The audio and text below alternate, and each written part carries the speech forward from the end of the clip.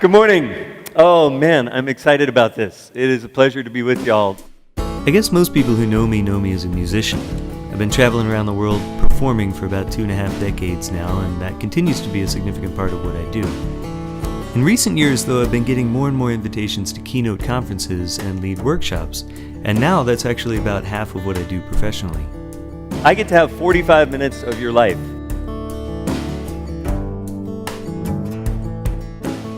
So 45 of your life, that's no small thing, and I want it to matter.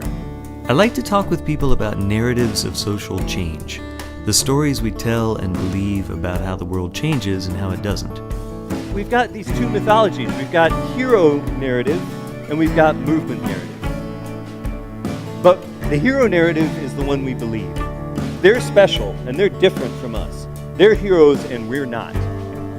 If we subscribe to the hero myth, it's a lot easier because our instructions are totally different. If you subscribe to the hero myth, here are your instructions. If you want to change the world, you see a problem in the world, here are your instructions. Number one, wait. Wait for a hero to come and fix it. A lot of those stories are so deep in us that we don't even know they're there, but when we pull them out and look at them, they sort of crumble away, and we see that things that we believed were true actually are not. I think it's essential that we have those conversations and do that work together because those stories have huge implications for how we live our daily lives.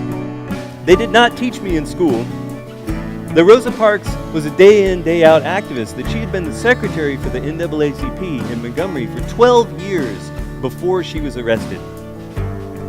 12 years.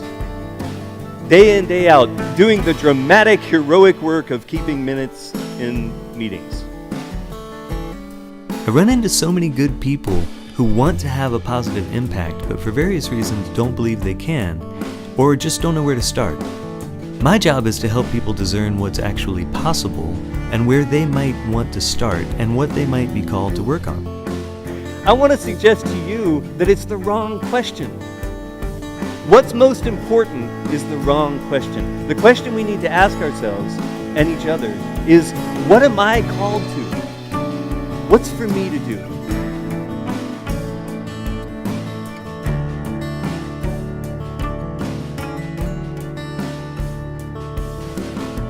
There are times when you're called to make great sacrifices, but if you're not taking joy in the work you're doing, then your work is not sustainable. I don't have all the answers, and I certainly don't want to pretend that I know what someone else's calling is.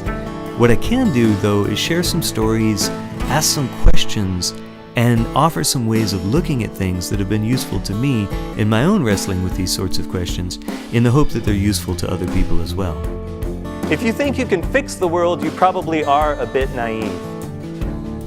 But if you think you can change it, you're just paying attention. The truth is, you can't be in the world and not change it. Everything you do changes the world, whether you like it or not.